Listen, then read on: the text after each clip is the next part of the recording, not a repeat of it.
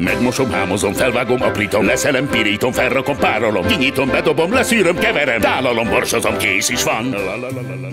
Csirke bográcsos, csurgatott galuskával. A felkockázott szalonnát kisütjük a bográcsban, és megpirítjuk rajta az apróra vágott hagymát.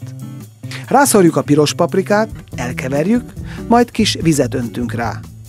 Hozzáadjuk a majorannát, az összevágott fokhagymát, az édesannát, majd sózzuk, és ismét egy kis vizet öntünk hozzá, majd felforraljuk. Beletesszük a megtisztított zúzákat, a szíveket, a combokat és a szárnyakat, sózzuk, felöntjük annyi vízzel, amennyi ellepi, és lassú forralással körülbelül 1 óra alatt puhára főzzük. Közben az elfőzött vizet pótoljuk. Ezt követően tesszük bele a májat, és tovább főzzük. Összekeverjük a galuska tésztáját, és egy fagyasztó zacskóba töltjük.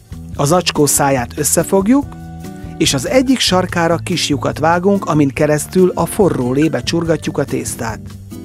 Körülbelül 5 perc alatt kézre főzzük a bográcsost. Ha túl gyors lett volna, laptopkonyha.hu